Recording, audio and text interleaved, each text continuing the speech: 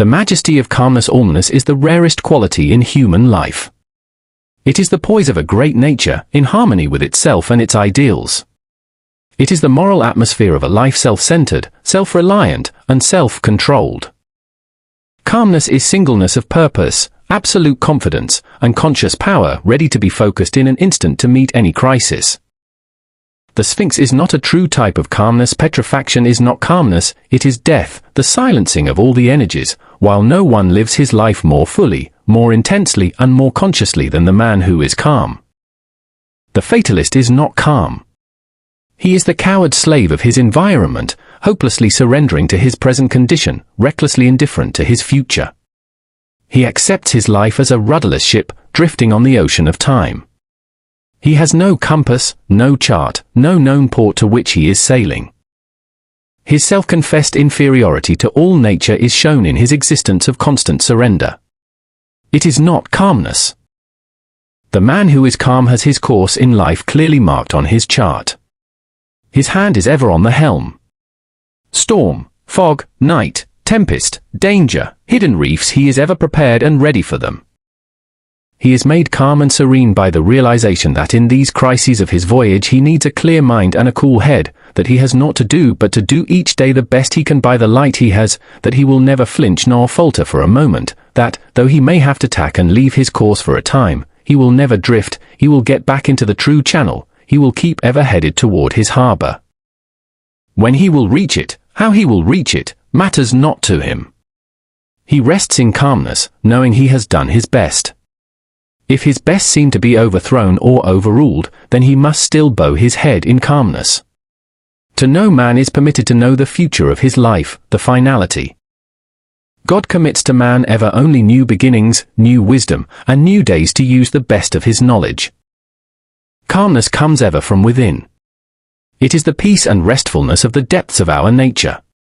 The fury of storm and of wind agitate only the surface of the sea, they can penetrate only 200 or 300 feet below. That is the calm, unruffled deep. To be ready for the great crises of life we must learn serenity in our daily living. Calmness is the crown of self-control. When the worries and cares of the day fret you, and begin to wear upon you, and you chafe under the friction, be calm. Stop, rest for a moment, and let calmness and peace assert themselves. If you let these irritating outside influences get the better of you, you are the Majesty of Calmness by William George Jordan, 1898, for confessing your inferiority to them, by permitting them to dominate you. Study the disturbing elements, each by itself, bring all the willpower of your nature to bear upon them, and you will find that they will, one by one, melt into nothingness, like vapors fading before the sun. The glow of calmness that will then pervade your mind, the tingling sensation of an inflow of new strength, may be to you the beginning of the revelation of the supreme calmness that is possible for you. Then, in some great hour of your life, when you stand face to face with some awful trial, when the structure of your ambition and life work crumbles in a moment, you will be brave. You can then fold your arms calmly, look out undismayed and undaunted upon the ashes of your hope, upon the wreck of what you have faithfully built, and with brave heart and unfaltering voice you may say, "So let it be, I will build again." When the tongue of malice and slander, the persecution of inferiority, tempts you for just a moment to retaliate, when for an instant you forget yourself so far as to hunger for revenge, be calm. When the grey heron is pursued by its enemy, the eagle, it does not run to escape, it remains calm, takes a dignified stand, and waits quietly, facing the enemy unmoved. With the terrific force with which the eagle makes its attack, the boasted king of birds is often impaled and run through on the quiet, lance-like bill of the heron. The means that man takes to kill another character becomes suicide of his own. No man in the world ever attempted to wrong another without being injured in return some way, somehow, sometime. The only weapon of offense that nature seems to recognize is the boomerang. Nature keeps her books admirably, she puts down every item, she closes all accounts finally, but she does not always balance them at the end of the month. To the man who is calm, revenge is so far beneath him that he cannot reach it even by stooping. When injured, he does not retaliate, he wraps around him the royal robes of calmness, and he goes quietly on his way. When the hand of death touches the one we hold dearest, paralyzes our energy, and eclipses the sun of our life, the calmness that has been accumulating in long years becomes in a moment our refuge, our reserve strength. The most subtle of all temptations is the seeming success of the wicked. It requires moral courage to see, without flinching, material prosperity coming to men who are dishonest, to see politicians rise into prominence, power and wealth by trickery and corruption, to see virtue in rags and vice in velvets, to see ignorance at a premium, and knowledge at a discount. To the man who is really calm, these puzzles of life do not appeal. He is living his life as best he can, he is not worrying about the problems of justice, whose solution must be left to omniscience to solve.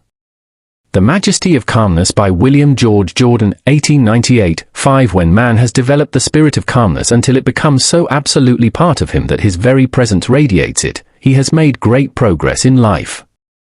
Calmness cannot be acquired of itself and by itself, it must come as the culmination of a series of virtues. What the world needs and what individuals need is a higher standard of living, a great realizing sense of the privilege and dignity of life, a higher and nobler conception of individuality. With this great sense of calmness permeating an individual, man becomes able to retire more into himself, away from the noise, the confusion and strife of the world, which come to his ears only as faint, far-off rumblings, or as the tumult of the life of a city heard only as a buzzing hum by the man in a balloon. The man who is calm does not selfishly isolate himself from the world, for he is intensely interested in all that concerns the welfare of humanity. His calmness is but a holy of holies into which he can retire from the world to get strength to live in. The world. He realizes that the full glory of individuality, the crowning of his self-control, is the Majesty of Calmness. The Majesty of Calmness by William George Jordan, 1898, 6-2. Hurry, the scourge of America. His first sermon in the world was preached at the creation. It was a divine protest against hurry. It was a divine object lesson of perfect law, perfect plan, perfect order, perfect method. 6 days of work carefully planned, scheduled, and completed were followed by rest. Whether we accept the story as literal or as figurative, as the account of successive days or of ages comprising millions of years, matters little if we but learn the lesson. Nature is very un-American. Nature never hurries. Every phase of her working shows plan, calmness, reliability, and the absence of hurry. Hurry always implies lack of definite method, confusion, impatience of slow growth. The Tower of Babel, the world's first skyscraper, was a failure because of hurry. The workers mistook their arrogant ambition for inspiration. They had too many builders and no architect. They thought to make up the lack of a head by a superfluity of hands. This is a characteristic of hurry. It seeks ever to make energy a substitute for a clearly defined plan. The result is ever as hopeless as trying to transform a hobby horse into a real steed by brisk riding. Hurry is a counterfeit of haste. Haste has an ideal, a distinct aim to be realized by the quickest, direct methods. Haste has a single compass upon which it relies for direction and in harmony with which its course is determined. Hurry says, I must move faster. I will get 3 compasses, I will have them different, I will be guided by all of them. One of them will probably be right. Hurry never realizes that slow, careful foundation work is the quickest in the end. Hurry has ruined more Americans than has any other word in the vocabulary of life. It is the scourge of America, and is both a cause and a result of our high-pressure civilization. Hurry adroitly assumes so many masquerades of disguise that its identity is not always recognized. Hurry always pays the highest price for everything, and usually the goods are not delivered. In the race for wealth, men often sacrifice time, energy, health, home, happiness and honor, everything that money cannot buy, the very things that money can never bring back. Hurry is a phantom of paradoxes. Businessmen, in their desire to provide for the future happiness of their family, often sacrifice the present happiness of wife and children on the altar of hurry. They forget that their place in the home should be something greater than being merely the man that pays the bills. They expect consideration and thoughtfulness that they are not giving. The Majesty of Calmness by William George Jordan, 1898, 7. We hear too much of a wife, a duties to a husband, and too little of the other side of the question. The wife, they tell us, should meet her husband with a smile and a kiss, should tactfully watch his moods and be ever sweetness and sunshine. Why this continual swinging of the censer of devotion to the man of business? Why should a woman have to look up with timid glance at the face of her husband to size up his mood? Has not her day, too, been one of care, and responsibility, and watchfulness? Has not mother love been working over perplexing problems and worries of home and of the training of the children that wifely love may make her seek to solve in secret?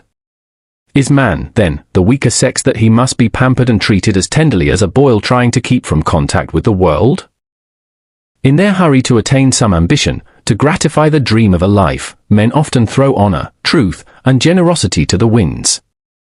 Politicians dare to stand by and see a city poisoned with foul water until they see where they come in on a waterworks appropriation. If it be necessary to poison an army, that, too, is but an incident in the hurry for wealth. This is the age of the hothouse. The element of natural growth is pushed to one side and the hothouse and the force pump are substituted. Nature looks on tolerantly as she says, "So far you may go, but no farther, my foolish children." The educational system of today is a monumental institution dedicated to hurry. The children are forced to go through a series of studies that sweep the circle of all human wisdom. They are given everything that the ambitious ignorance of the age can force into their minds. They are taught everything but the essentials, how to use their senses and how to think. Their minds become congested by a great mass of undigested facts, and still the cruel, barbarous forcing goes on. You watch it until it seems you cannot stand it a moment longer, and you instinctively put out your hand and say, "Stop." This modern slaughter of the innocents must not go on. Education smiles suavely, waves her hand complacently toward her thousands of knowledge prisons over the country, and says, "Who are you that dares speak a word against our sacred school system?" Education is in a hurry. Because she fails in 15 years to do what half the time should accomplish by better methods, she should not be too boastful. Incompetence is not always a reason for pride. And they hurry the children into 100 textbooks, then into ill health, then into the colleges, then into a diploma, then into life with a dazed mind, untrained and unfitted for the real duties of living. Hurry is the death blow to calmness, to dignity, to poise. The old-time courtesy went out when the new-time hurry came in. Hurry is the father of dyspepsia. In the rush of our national life, the bolting of food has become a national vice. The words quick lunches might properly be placed on thousands of headstones in our cemeteries. Man forgets that he is the only animal that dines, the others merely feed. Why does he abrogate his right to dine? The Majesty of Calmness by William George Jordan, 1898, and go to the end of the line with the mere feeders? His self-respecting stomach rebels, and expresses its indignation by indigestion. Then man has to go through life with a little bottle of pepsin tablets in his vest pocket. He is but another victim to this craze for speed. Hurry means the breakdown of the nerves. It is the royal road to nervous prostration. Everything that is great in life is the product of slow growth. The newer, and greater, and higher, and nobler the work, the slower is its growth, the surer is its lasting success. Mushrooms attain their full power in a night, oaks require decades. A fad lives its life in a few weeks, a philosophy lives through generations and centuries. If you are sure you are right, do not let the voice of the world, or of friends, or of family swerve you for a moment from your purpose. Accept slow growth if it must be slow, and know the results must come, as you would accept the long, lonely hours of the night with absolute assurance that the heavy-leaded moments must bring the morning. Let us as individuals banish the word hurry from our lives. Let us care for nothing so much that we would pay honor and self-respect as the price of hurrying it. Let us cultivate calmness, restfulness, poise, sweetness, doing our best, bearing all things as bravely as we can, living our life undisturbed by the prosperity of the wicked or the malice of the envious. Let us not be impatient, chafing at delay, fretting over failure, wearying over results, and weakening under opposition. Let us ever turn our face toward the future with confidence and trust, with the calmness of a life in harmony with itself, true to its ideals, and slowly and constantly progressing toward their realization. Let us see that cowardly word hurry in all its most degenerating phases. Let us see that it ever kills truth, loyalty, thoroughness, and let us determine that, day by day, we will seek more and more to substitute for it the calmness and repose of a true life, nobly lived. The Majesty of Calmness by William George Jordan, 1898, 9-3. The power of personal influence. The only responsibility that a man cannot evade in this life is the one he thinks of least, his personal influence.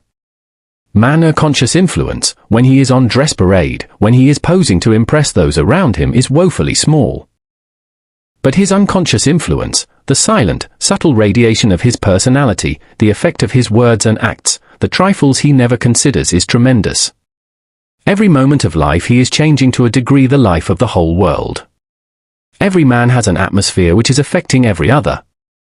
So silent and unconsciously is this influence working, that man may forget that it exists. All the forces of nature, heat, light, electricity and gravitation, are silent and invisible. We never see them, we only know that they exist by seeing the effects they produce. In all nature the wonders of the seen are dwarfed into insignificance when compared with the majesty and glory of the unseen. The great sun itself does not supply enough heat and light to sustain animal and vegetable life on the earth. We are dependent for nearly half of our light and heat upon the stars, and the greater part of this supply of life-giving energy comes from invisible stars, millions of miles from the earth. In 1,000 ways nature constantly seeks to lead men to a keener and deeper realization of the power and the wonder of the invisible. Into the hands of every individual is given a marvelous power for good or for evil, the silent, unconscious, unseen influence of his life. This is simply the constant radiation of what a man really is, not what he pretends to be. Every man, by his mere living, is radiating sympathy, or sorrow, or morbidness, or cynicism, or happiness, or hope, or any of 100 other qualities. Life is a state of constant radiation and absorption. To exist is to radiate, to exist is to be the recipient of radiations. There are men and women whose presence seems to radiate sunshine, cheer, and optimism. You feel calmed and rested and restored in a moment to a new and stronger faith in humanity. There are others who focus in an instant all your latent distrust, morbidness, and rebellion against life. Without knowing why, you chafe and fret in their presence. You lose your bearings on life and its problems. Your moral compass is disturbed and unsatisfactory. It is made untrue in an instant, as the magnetic needle of a ship is deflected when it passes near great mountains of iron ore. There are men who float down the stream of life like icebergs, cold, reserved, unapproachable and self-contained. In their presence you involuntarily draw your wraps closer around you, as you wonder who left the door open. These refrigerated human beings. The Majesty of Calmness by William George Jordan, 1898, 10 have a most depressing influence on all those who fall under the spell of their radiated chilliness. But there are other natures, warm, helpful, genial, who are like the Gulf Stream, following their own course, flowing undaunted and undismayed in the ocean of colder waters. Their presence brings warmth and life and the glow of sunshine, the joyous, stimulating breath of spring. There are men who are like malaria swamps, poisonous, depressing and weakening by their very presence. They make heavy, oppressive and gloomy the atmosphere of their own homes. The sound of the children's play is stilled, the ripples of laughter are frozen by their presence. They go through life as if each day were a new big funeral, and they were always chief mourners. There are other men who seem like the ocean. They are constantly bracing, stimulating, giving new draughts of tonic life and strength by their very presence. There are men who are insincere in heart, and that insincerity is radiated by their presence. They have a wondrous interest in your welfare when they need you. They put on a property smile so suddenly, when it serves their purpose, that it seems the smile must be connected with some electric button concealed in their clothes. Their voice has a simulated cordiality that long training may have made almost natural. But they never play their part absolutely true. The mask will slip down sometimes. Their cleverness cannot teach their eyes the look of sterling honesty. They may deceive some people, but they cannot deceive all. There is a subtle power of revelation which makes us say, well, I cannot explain how it is, but I know that man is not honest. Man cannot escape for one moment from this radiation of his character, this constantly weakening or strengthening of others. He cannot evade the responsibility by saying it is an unconscious influence. He can select the qualities that he will permit to be radiated. He can cultivate sweetness, calmness, trust, generosity, truth, justice, loyalty, nobility make them vitally active in his character, and by these qualities he will constantly affect the world. Discouragement often comes to honest souls trying to live the best they can, in the thought that they're doing so little good in the world. Trifles unnoted by us may be links in the chain of some great purpose. In 1797, William Godwin wrote The Inquirer, a collection of revolutionary essays on morals and politics. This book influenced Thomas Malthus to write his essay on population, published in 1798. Malthus' book suggested to Charles Darwin a point of view upon which he devoted many years of his life, resulting, in 1859, in the publication of The Origin of Species, the most influential book of the 19th century, a book that has revolutionized all science. These were but 3 links of influence extending over 60 years. It might be possible to trace this genealogy of influence back from Godwin, through generation and generation, to the word or act of some shepherd in early Britain, The Majesty of Calmness by William George Jordan, 1898, 11, watching his flock upon the hills, living his quiet life, and dying with the thought that he had done nothing to help the world. Men and women have duties to others and duties to themselves. In justice to ourselves, we should refuse to live in an atmosphere that keeps us from living our best. If the fault be in us, we should master it. If it be the personal influence of others that, like a noxious vapor, kills our best impulses, we should remove from that influence if we can possibly move without forsaking duties. If it be wrong to move, then we should take strong doses of moral quinine to counteract the malaria of influence. It is not what those around us do for us that counts, it is what they are to us. We carry our houseplants from one window to another to give them the proper heat, light, air and moisture. Should we not be at least as careful of ourselves? To make our influence felt, we must live our faith, we must practice what we believe. A magnet does not attract iron as iron. It must first convert the iron into another magnet before it can attract it. It is useless for a parent to try to teach gentleness to her children when she herself is cross and irritable. The child who is told to be truthful and who hears a parent lie cleverly to escape some little social unpleasantness is not going to cling very zealously to truth. The parent words say don't lie, the influence of the parent's life says do lie. No man can ever isolate himself to evade this constant power of influence, as no single corpuscle can rebel and escape from the general course of the blood. No individual is so insignificant as to be without influence. The changes in our varying moods are all recorded in the delicate barometers of the lives of others. We should ever let our influence filter through human love and sympathy. We should not be merely an influence, we should be an inspiration. By our very presence we should be a tower of strength to the hungering human souls around us. The Majesty of Calmness by William George Jordan, 1898, 12:4. The dignity of self-reliance. Self-confidence, without self-reliance, is as useless as a cooking recipe without food. Self-confidence sees the possibilities of the individual, self-reliance realizes them. Self-confidence sees the angel in the unhewn block of marble, self-reliance carves it out for himself. The man who is self-reliant says ever, no one can realize my possibilities for me, but me, no one can make me good or evil but myself. He works out his own salvation financially, socially, mentally, physically, and morally. Life is an individual problem that man must solve for himself. Nature accepts no vicarious sacrifice, no vicarious service. Nature never recognizes a proxy vote. She has nothing to do with middlemen, she deals only with the individual. Nature is constantly seeking to show man that he is his own best friend, or his own worst enemy. Nature gives man the option on which he will be to himself.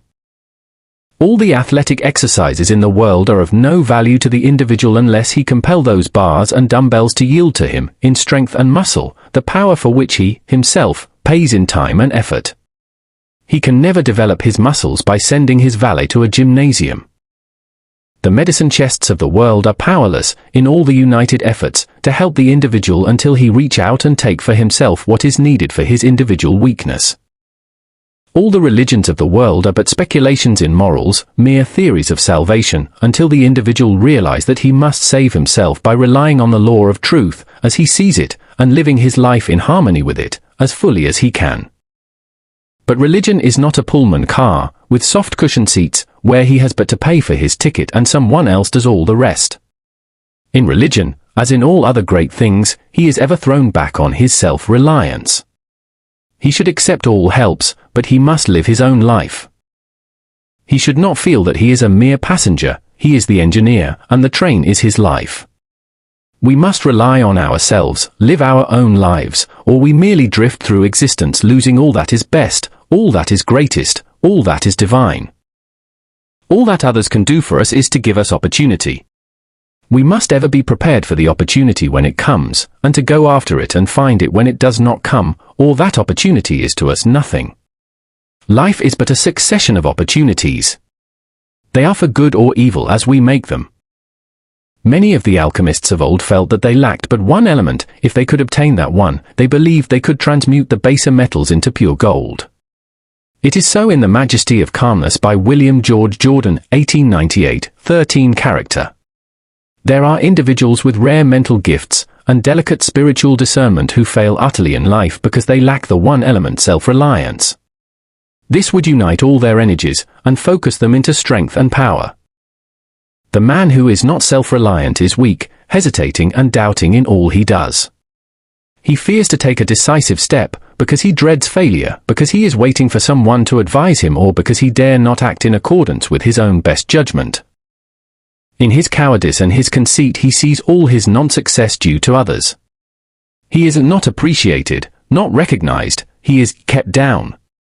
He feels that in some subtle way society is conspiring against him. He grows almost vain as he thinks that no one has had such poverty, such sorrow, such affliction, such failure as have come to him. The man who is self-reliant seeks ever to discover and conquer the weakness within him that keeps him from the attainment of what he holds dearest. He seeks within himself the power to battle against all outside influences. He realizes that all the greatest men in history, in every phase of human effort, have been those who have had to fight against the odds of sickness, suffering, sorrow. To him, defeat is no more than passing through a tunnel is to a traveler. He knows he must emerge again into the sunlight. The nation that is strongest is the one that is most self-reliant, the one that contains within its boundaries all that its people need. If, with its ports all blockaded, it has not within itself the necessities of life and the elements of its continual progress, then it is weak, held by the enemy, and it is but a question of time till it must surrender. Its independence is in proportion to its self-reliance, to its power to sustain itself from within. What is true of nations is true of individuals. The history of nations is but the biography of individuals magnified, intensified, multiplied, and projected on the screen of the past. History is the biography of a nation, biography is the history of an individual. So it must be that the individual who is most strong in any trial, sorrow, or need is he who can live from his inherent strength, who needs no scaffolding of commonplace sympathy to uphold him. He must ever be self-reliant. The wealth and prosperity of ancient Rome, relying on her slaves to do the real work of the nation, proved the nation's downfall. The constant dependence on the captives of war to do the thousand details of life for them, killed self-reliance in the nation and in the individual.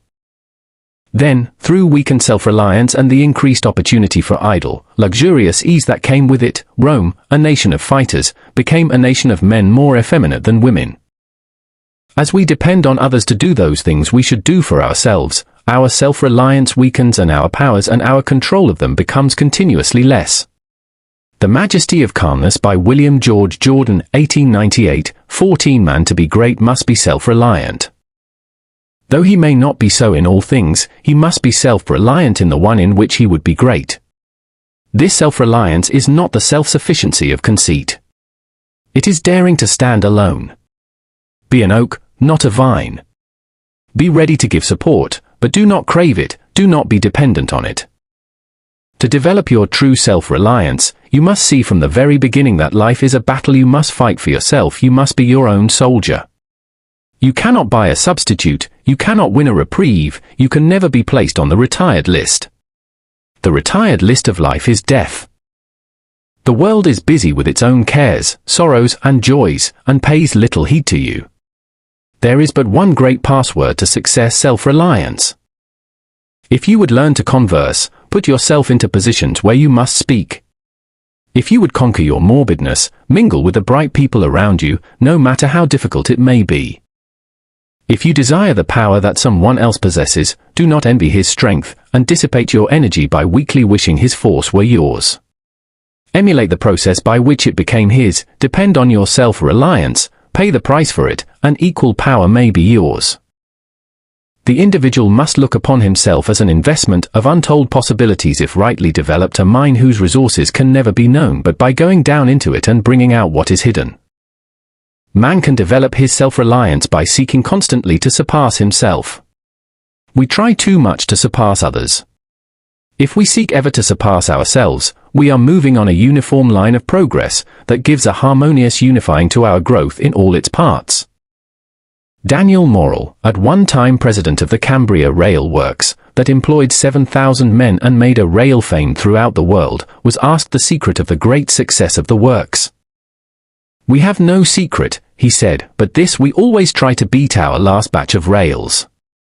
Competition is good, but it has its danger side. There is a tendency to sacrifice real worth to mere appearance, to have seeming rather than reality. But the true competition is the competition of the individual with himself, his present seeking to excel his past. This means real growth from within. Self-reliance develops it, and it develops self-reliance. Let the individual feel thus as to his own progress and possibilities, and he can almost create his life as he will.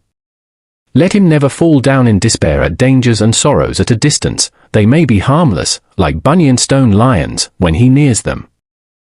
The man who is self-reliant does not live in the shadow of someone else's greatness. He thinks for himself, depends on himself, and acts for himself.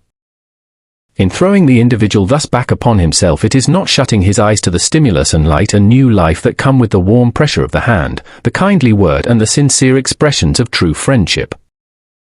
But true friendship is rare. Its great value is in a crisis like a lifeboat. Many a boasted friend has proved a leaking, worthless lifeboat when the storm of adversity might make him useful. In these great crises of life, man is strong only as he is strong from within. The Majesty of Calmness by William George Jordan, 1898-15. And the more he depends on himself, the stronger will he become, and the more able will he be to help others in the hour of their need. His very life will be a constant help and a strength to others, as he becomes to them a living lesson of the dignity of self-reliance. The Majesty of Calmness by William George Jordan, 1898-16 Failure as a success oftentimes requires heroic courage to face fruitless effort, to take up the broken strands of a life work, to look bravely toward the future, and proceed undaunted on our way. But what, to our eyes, may seem hopeless failure is often but the dawning of a greater success. It may contain in its debris the foundation material of a mighty purpose, or the revelation of new and higher possibilities. Some years ago, it was proposed to send logs from Canada to New York, by a new method. The ingenious plan of Mr. Joggins was to bind great logs together by cables and iron girders and to tow the cargo as a raft. When the novel craft neared New York and success seemed assured, a terrible storm arose. In the fury of the tempest, the iron band snapped like icicles and the angry waters scattered the logs far and wide. The chief of the hydrographic department at Washington heard of the failure of the experiment, and at once sent word to shipmasters the world over, urging them to watch carefully for these logs which he described, and to note the precise location of each in latitude and longitude and the time the observation was made. Hundreds of captains, sailing over the waters of the earth, noted the logs, in the Atlantic Ocean, in the Mediterranean, in the South Seas, for into all waters did these venturesome ones travel. Hundreds of reports were made, covering a period of weeks and months. These observations were then carefully collated, systematized and tabulated, and discoveries were made as to the course of ocean currents that otherwise would have been impossible. The loss of the Joggins raft was not a real failure, for it led to one of the great discoveries in modern marine geography and navigation. In our superior knowledge we are disposed to speak in a patronizing tone of the follies of the alchemists of old. But their failure to transmute the baser metals into gold resulted in the birth of chemistry. They did not succeed in what they attempted, but they brought into vogue the natural processes of sublimation, filtration, distillation, and crystallization. They invented the alembic, the retort, the sand bath, the water bath, and other valuable instruments. To them is due the discovery of antimony, sulfuric ether, and phosphorus, the cupellation of gold and silver, the determining of the properties of saltpeter and its use in gunpowder, and the discovery of the distillation of essential oils. This was the success of failure, a wondrous process of nature for the highest growth, a mighty lesson of comfort, strength, and encouragement if man would only realize and accept it.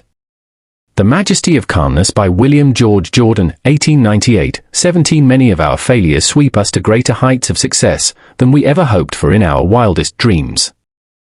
Life is a successive unfolding of success from failure. In discovering America, Columbus failed absolutely. His ingenious reasoning and experiment led him to believe that by sailing westward he would reach India. Every red man in America carries in his name Indian, the perpetuation of the memory of the failure of Columbus. The Genos navigator did not reach India. The cargo of souvenirs he took back to Spain to show to Ferdinand and Isabella as proofs of his success really attested his failure, but the discovery of America was a greater success than was any finding of a back door to India. When David Livingstone had supplemented his theological education by a medical course, he was ready to enter the missionary field. For over 3 years he had studied tirelessly, with all energies concentrated on one aim: to spread the gospel in China. The hour came when he was ready to start out with noble enthusiasm for his chosen work, to consecrate himself and his life to his unselfish ambition. Then word came from China that the Opium War would make it folly to attempt to enter the country. Disappointment and failure did not long daunt him. He offered himself as missionary to Africa and he was accepted. His glorious failure to reach China opened a whole continent to light and truth. His study proved an ideal preparation for his labors as physician, explorer, teacher, and evangel in the wilds of Africa. Business reverses and the failure of his partner threw upon the broad shoulders and the still broader honor and honesty of Sir Walter Scott a burden of responsibility that forced him to write. The failure spurred him to almost superhuman effort. The masterpieces of Scotch historic fiction that have thrilled, entertained, and uplifted millions of his fellow men are a glorious monument on the field of a seeming failure. When Millet, the painter of the Angelus, worked on his almost divine canvas, in which the very air seems pulsing with the regenerating essence of spiritual reverence, he was painting against time, he was antidoting sorrow, he was racing against death. His brush strokes, put on in the early morning hours before going to his menial duties as a railway porter, in the dust-like that perpetuated on his canvas, meant strength, food, and medicine for the dying wife he adored. The art failure that cast him into the depths of poverty unified with marvelous intensity all the finer elements of his nature. This rare spiritual unity, this purging of all the dross of triviality as he passed through the furnace of poverty, trial, and sorrow gave eloquence to his brush and enabled him to paint as never before, as no prosperity would have made possible. Failure is often the turning point, the pivot of circumstance that swings us to higher levels. It may not be financial success, it may not be fame, it may be new drafts of spiritual, The Majesty of Calmness by William George Jordan, 1898, 18 moral or mental inspiration that will change us for all the later years of our life. Life is not really what comes to us, but what we get from it. Whether man has had wealth or poverty, failure or success, counts for little when it is past. There is but one question for him to answer, to face boldly and honestly as an individual alone with his conscience and his destiny. How will I let that poverty or wealth affect me? If that trial or deprivation has left me better, truer, nobler, then poverty has been riches, failure has been a success. If wealth has come to me and has made me vain, arrogant, contemptuous, uncharitable, cynical, closing from me all the tenderness of life, all the channels of higher development, of possible good to my fellow man, making me the mere custodian of a money bag, then wealth has lied to me, it has been failure, not success, it has not been riches, it has been dark, treacherous poverty that stole from me even myself. All things become for us then what we take from them. Failure is one of God's educators. It is experience leading man to higher things, it is the revelation of a way, a path hitherto unknown to us. The best men in the world, those who have made the greatest real successes, look back with serene happiness on their failures. The turning of the face of time shows all things in a wondrously illuminated and satisfying perspective. Many a man is thankful today that some petty success for which he once struggled, melted into thin air as his hand sought to clutch it. Failure is often the rock-bottom foundation of real success. If man, in a few instances of his life, can say, "Those failures were the best things in the world that could have happened to me," should he not face new failures with undaunted courage and trust that the miraculous ministry of nature may transform these new stumbling blocks into new stepping stones? Our highest hopes are often destroyed to prepare us for better things. The failure of the caterpillar is the birth of the butterfly, the passing of the bud is the becoming of the rose, the death or destruction of the seed is the prelude to its resurrection as wheat. It is at night, in the darkest hours, those preceding dawn, that plants grow best, that they most increase in size. May this not be one of nature's gentle showings to man of the times when he grows best, of the darkness of failure that is evolving into the sunlight of success. Let us fear only the failure of not living the right as we see it, leaving the results to the guardianship of the infinite.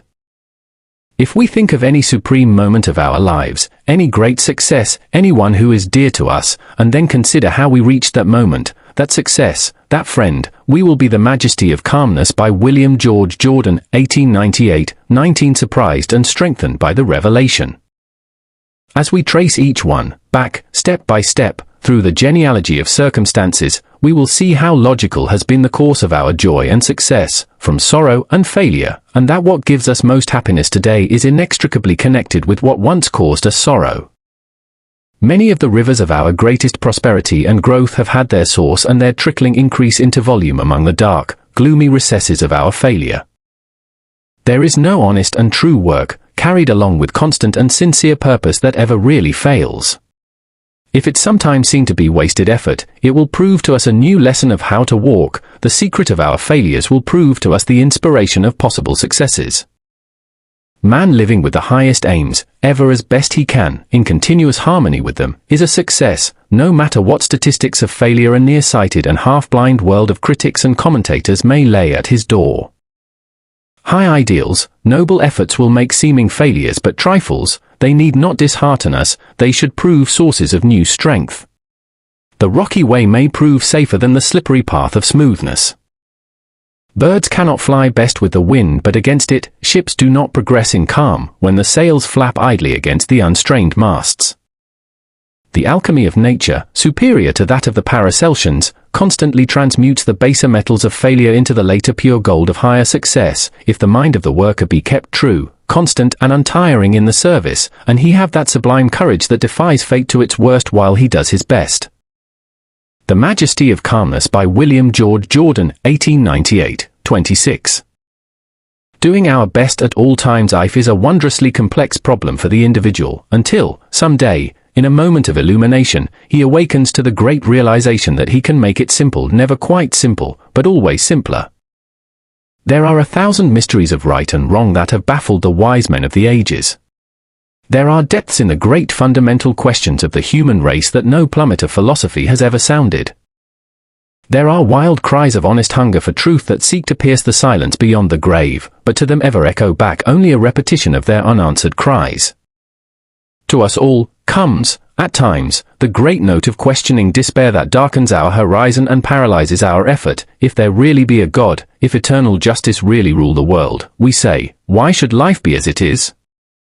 Why do some men starve while others feast? Why does virtue often languish in the shadow while vice triumphs in the sunshine? Why does failure so often dog the footsteps of honest effort, while the success that comes from trickery and dishonor is greeted with the world's applause? How is it that the loving father of one family is taken by death, while the worthless encumbrance of another is spared? Why is there so much unnecessary pain, sorrowing and suffering in the world? Why, indeed, should there be any? Neither philosophy nor religion can give any final satisfactory answer that is capable of logical demonstration, of absolute proof. There is ever, even after the best explanations, a residuum of the unexplained. We must then fall back in the eternal arms of faith and be wise enough to say, I will not be disconcerted by these problems of life, I will not permit them to plunge me into doubt, and to cloud my life with vagueness and uncertainty. Man arrogates much to himself when he demands from the infinite the full solution of all his mysteries. I will found my life on the impregnable rock of a simple fundamental truth. This glorious creation with its millions of wondrous phenomena pulsing ever in harmony with eternal law must have a creator. That creator must be omniscient and omnipotent. But that Creator himself cannot, in justice, demand of any creature more than the best that that individual can give. I will do each day, in every moment, the best I can by the light I have. I will ever seek more light, more perfect illumination of truth, and ever live as best I can in harmony with the truth as I see it. If failure come, I will meet it bravely. If my pathway then lie in the shadow of trial, sorrow, and suffering, I shall have the restful peace and the calm strength of one who has done his best, who can look back upon the past with no pang of regret, and who has heroic courage in facing the results, whatever they be, knowing that he could not make them different. The Majesty of Calmness by William George Jordan, 1898, 21. Upon this life plan, this foundation, man may erect any superstructure of religion or philosophy that he conscientiously can erect. He should add to his equipment for living every shred of strength and inspiration, moral, mental or spiritual, that is in his power to secure. This simple working faith is opposed to no creed, is a substitute for none. It is but a primary belief, a citadel, a refuge where the individual can retire for strength when the battle of life grows hard. A mere theory of life, that remains but a theory, is about as useful to a man as a gilt-edged menu is to a starving sailor on a raft in mid-ocean. It is irritating but not stimulating. No rule for higher living will help a man in the slightest, until he reach out and appropriate it for himself, until he make it practical in his daily life, until that seed of theory in his mind blossom into 1,000 flowers of thought and word and act. If a man honestly seeks to live his best at all times, that determination is visible in every moment of his living. No trifle in his life can be too insignificant to reflect his principle of living. The sun illuminates and beautifies a fallen leaf by the roadside as impartially as a towering mountain peak in the Alps. Every drop of water in the ocean is an epitome of the chemistry of the whole ocean. Every drop is subject to precisely the same laws as dominate the united infinity of billions of drops that make that miracle of nature men call the sea. No matter how humble the calling of the individual, how uninteresting and dull the round of his duties, he should do his best. He should dignify what he is doing by the mind he puts into it. He should vitalize what little he has of power or energy or ability or opportunity, in order to prepare himself to be equal to higher privileges when they come. This will never lead man to that weak content that is satisfied with whatever falls to his lot. It will rather fill his mind with that divine discontent that cheerfully accepts the best merely as a temporary substitute for something better. The man who is seeking ever to do his best is the man who is keen, active, wide awake, and aggressive. He is ever watchful of himself in trifles. His standard is not what will the world say, but is it worthy of me? Edwin Booth, one of the greatest actors on the American stage, would never permit himself to assume an ungraceful attitude, even in his hours of privacy. In this simple thing, he ever lived his best. On the stage every move was one of unconscious grace. Those of his company who were conscious of their motions were the awkward ones, who were seeking in public to undo or to conceal the carelessness of the gestures and motions of their private life. The man who is slipshod and thoughtless in his daily speech, whose vocabulary is a collection of anemic commonplaces, whose repetitions of phrases and extravagance of interjections act but as feeble disguises to his lack of ideas, will never be brilliant on an occasion when he longs to outshine the stars. Living at one's best is constant preparation for instant use. It can. The Majesty of Calmness by William George Jordan, 1898, 22. Never make one over-precise, self-conscious, affected, or priggish. Education, in its highest sense, is conscious training of mind or body to act unconsciously. It is conscious formation of mental habits, not mere acquisition of information. One of the many ways in which the individual unwisely eclipses himself is in his worship of the fetish of luck. He feels that all others are lucky and that whatever he attempts fails. He does not realize the untiring energy, the unremitting concentration, the heroic courage, the sublime patience that is the secret of some men's success. Their luck was that they had prepared themselves to be equal to their opportunity when it came and were awake to recognize it and receive it. His own opportunity came and departed unnoted. It would not waken him from his dreams of some untold wealth that would fall into his lap. So he grows discouraged and envies those whom he should emulate, and he bandages his arm and chloroforms his energies, and performs his duties in a perfunctory way, or he passes through life, just ever sampling lines of activity. The honest, faithful struggler should always realize that failure is but an episode in a true man's life, never the whole story. It is never easy to meet, and no philosophy can make it so, but the steadfast courage to master conditions, instead of complaining of them, will help him on his way. It will ever enable him to get the best out of what he has.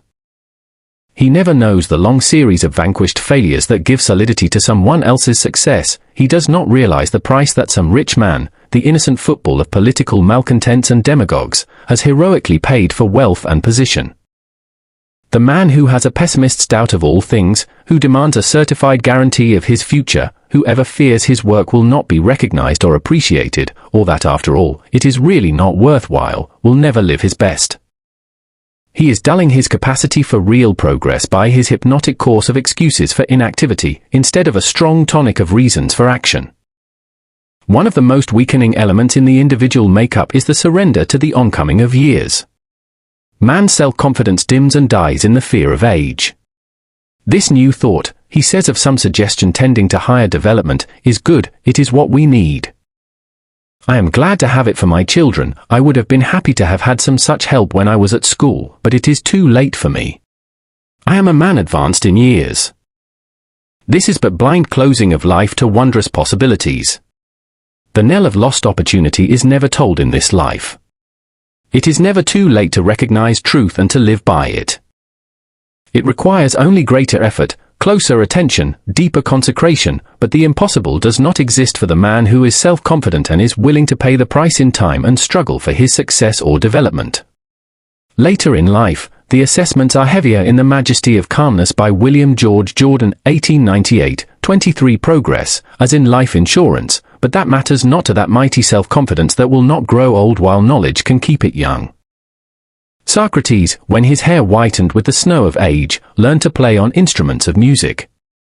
Cato, at 80, began his study of Greek, and the same age saw Plutarch beginning, with the enthusiasm of a boy, his first lessons in Latin. The Character of Man, Theophrastus' greatest work, was begun on his 90th birthday. Chaucer's Canterbury Tales was the work of the poet's declining years. Ronsard, the father of French poetry, whose sonnets even translation cannot destroy, did not develop his poetic faculty until nearly 50. Benjamin Franklin at this age had just taken his really first steps of importance in philosophic pursuits. Arnauld, the theologian and sage, translated Josephus in his 80th year. Winckelmann, one of the most famous writers on classic antiquities, was the son of a shoemaker, and lived in obscurity and ignorance until the prime of life. Hobbes, the English philosopher, published his version of the Odyssey in his 87th year, and his Iliad 1 year later. Chevreul, the great French scientist, whose untiring labors in the realm of color have so enriched the world, was busy, keen and active when death called him, at the age of 103. These men did not fear age. These few names from the great muster-roll of the famous ones who defied the years, should be voices of hope and heartening to every individual whose courage and confidence is weak. The path of truth, higher living, true development in every phase of life, is never shut from the individual until he closes it himself. Let man feel this, believe it and make this faith a real and living factor in his life, and there are no limits to his progress. He has but to live his best at all times, and rest calm and untroubled no matter what results come to his efforts.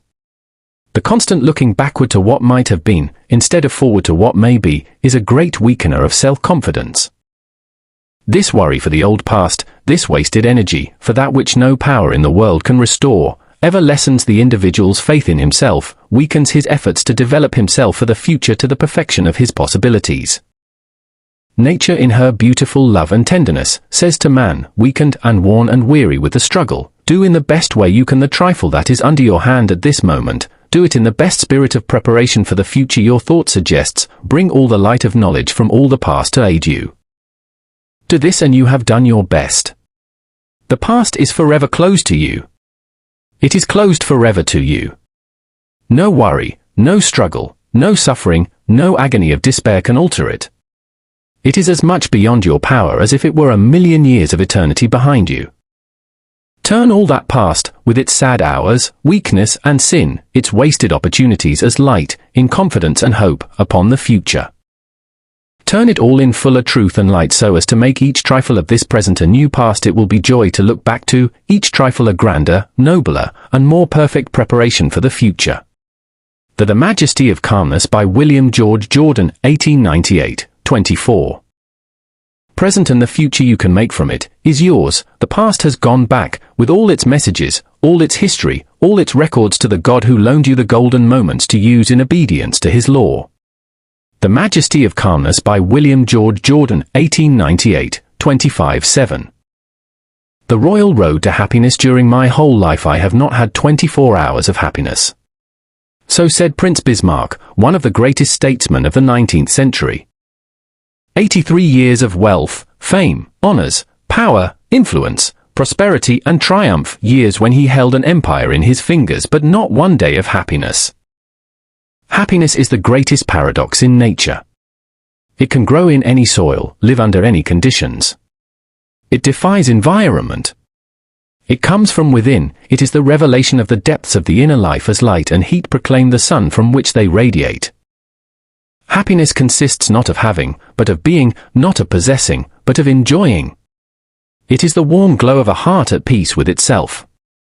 A martyr at the stake may have happiness that a king on his throne might envy. Man is the creator of his own happiness. It is the aroma of a life lived in harmony with high ideals. For what a man has, he may be dependent on others. What he is, rests with him alone. What he obtains in life is but acquisition. What he attains is growth. Happiness is the soul's joy in the possession of the intangible. Absolute, perfect, continuous happiness in life is impossible for the human. It would mean the consummation of attainments, the individual consciousness of a perfectly fulfilled destiny. Happiness is paradoxic because it may coexist with trial, sorrow, and poverty. It is the gladness of the heart rising superior to all conditions. Happiness has a number of understudies: gratification, satisfaction, content, and pleasure, clever imitators that simulate its appearance rather than emulate its method. Gratification is a harmony between our desires and our possessions. It is ever incomplete. It is the thankful acceptance of part. It is a mental pleasure in the quality of what one receives, an unsatisfiedness as to the quantity. It may be an element in happiness, but in itself it is not happiness. Satisfaction is perfect identity of our desires and our possessions. It exists only so long as this perfect union and unity can be preserved. But every realized ideal gives birth to new ideals, every step in advance reveals large domains of the unattained, every feeding stimulates new appetites. Then the desires and possessions are no longer identical, no longer equal, new cravings call forth new activities, the equipoise is destroyed, and dissatisfaction re-enters. Man might possess everything tangible in the world and yet not be happy, for happiness is the satisfying of the soul, not of the mind or the body. Dissatisfaction, in its highest sense, is the keynote of all advance, the evidence of new aspirations, the guarantee of the progressive revelation of new possibilities. The Majesty of Calmness by William George Jordan, 1898, 26. Content is a greatly overrated virtue. It is a kind of diluted despair. It is the feeling with which we continue to accept substitutes, without striving for the realities. Content makes the trained individual swallow vinegar and try to smack his lips as if it were wine. Content enables one to warm his hands at the fire of a past joy that exists only in memory. Content is a mental and moral chloroform that deadens the activities of the individual to rise to higher planes of life and growth. Man should never be contented with anything less than the best efforts of his nature can possibly secure for him. Content makes the world more comfortable for the individual, but it is the death knell of progress. Man should be content with each step of progress merely as a station, discontented with it as a destination, contented with it as a step, discontented with it as a finality. There are times when a man should be content with what he has, but never with what he is. But content is not happiness, neither is pleasure. Pleasure is temporary, happiness is continuous, pleasure is a note, happiness is a symphony, pleasure may exist when conscience utters protests, happiness never. Pleasure may have its dregs and its lees, but none can be found in the cup of happiness. Man is the only animal that can be really happy. To the rest of the creation belong only weak imitations of the understudies. Happiness represents a peaceful attunement of a life with a standard of living. It can never be made by the individual, by himself, for himself. It is one of the incidental byproducts of an unselfish life. No man can make his own happiness the one object of his life and attain it, any more than he can jump on the far end of his shadow. If you would hit the bullseye of happiness on the target of life, aim above it. Place other things higher than your own happiness and it will surely come to you. You can buy pleasure, you can acquire content, you can become satisfied, but nature never put real happiness on the bargain counter. It is the undetachable accompaniment of true living. It is calm and peaceful, it never lives in an atmosphere of worry or of hopeless struggle. The basis of happiness is the love of something outside self. Search every instance of happiness in the world, and you will find, when all the incidental features are eliminated, there is always the constant, unchangeable element of love, love of parent for child, love of man and woman for each other, love of humanity in some form, or a great life work into which the individual throws all his energies. Happiness is the voice of optimism, of faith, of simple, steadfast love. No cynic or pessimist can be really happy. A cynic is a man who is morally nearsighted and brags about it. He sees the evil in his own heart, and thinks he sees the world. He lets a mote in his eye eclipse the sun. An incurable cynic is an individual who should long for death, for life cannot bring him happiness, death might. The keynote of Bismarck's lack of happiness was his profound distrust of human nature. The Majesty of Calmness by William George Jordan, 1898, 27. There is a royal road to happiness. It lies in consecration, concentration, conquest and conscience. Consecration is dedicating the individual life to the service of others, to some noble mission, to realizing some unselfish ideal. Life is not something to be lived through, it is something to be lived up to. It is a privilege, not a penal servitude of so many decades on earth. Consecration places the object of life above the mere acquisition of money, as a finality. The man who is unselfish, kind, loving, tender, helpful, ready to lighten the burden of those around him, to hearten the struggling ones, to forget himself sometimes in remembering others, is on the right road to happiness. Consecration is ever active, bold and aggressive, fearing naught but possible disloyalty to high ideals. Concentration makes the individual life simpler and deeper. It cuts away the shams and pretenses of modern living and limits life to its truest essentials. Worry, fear, useless regret, all the great wastes that sap mental, moral or physical energy must be sacrificed, or the individual needlessly destroys half the possibilities of living. A great purpose in life, something that unifies the strands and threads of each day's thinking, something that takes the sting from the petty trials, sorrows, sufferings and blunders of life, is a great aid to concentration.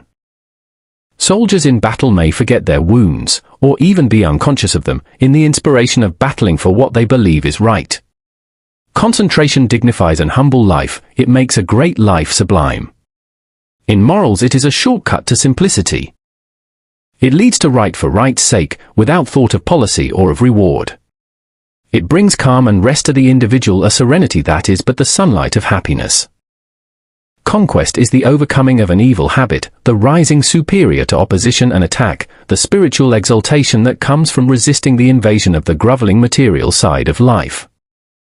Sometimes when you are worn and weak with the struggle, when it seems that justice is a dream, that honesty and loyalty and truth count for nothing, that the devil is the only good paymaster, when hope grows dim and flickers, then is the time when you must tower in the great sublime faith that right must prevail. Then must you throttle these imps of doubt and despair, you must master yourself to master the world around you.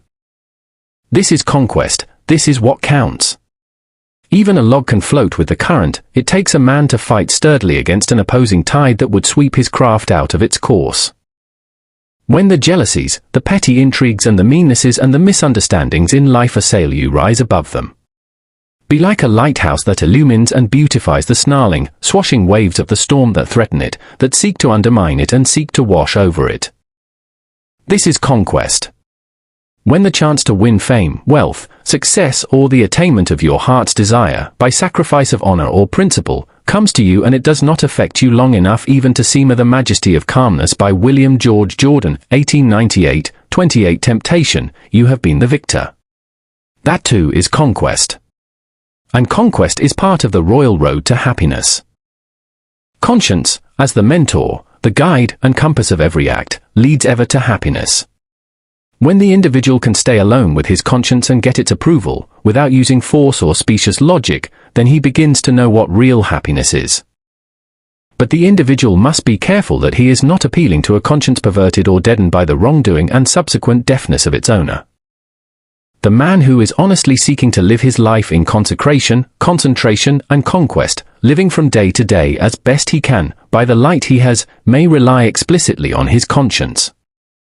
He can shut his ears to what the world says and find in the approval of his own conscience the highest earthly tribune, the voice of the infinite communing with the individual. Unhappiness is the hunger to get, happiness is the hunger to give. True happiness must ever have the tinge of sorrow outlived, the sense of pain softened by the mellowing years, the chastening of loss that in the wondrous mystery of time transmutes our suffering into love and sympathy with others. If the individual should set out for a single day to give happiness, to make life happier, brighter, and sweeter, not for himself, but for others, he would find a wondrous revelation of what happiness really is. The greatest of the world's heroes could not by any series of acts of heroism do as much real good as any individual living his whole life in seeking, from day to day, to make others happy. Each day there should be fresh resolution, new strength, and renewed enthusiasm. Just for today might be the daily motto of thousands of societies throughout the country, composed of members bound together to make the world better through constant simple acts of kindness, constant deeds of sweetness and love. And happiness would come to them, in its highest and best form, not because they would seek to absorb it, but because they seek to radiate it.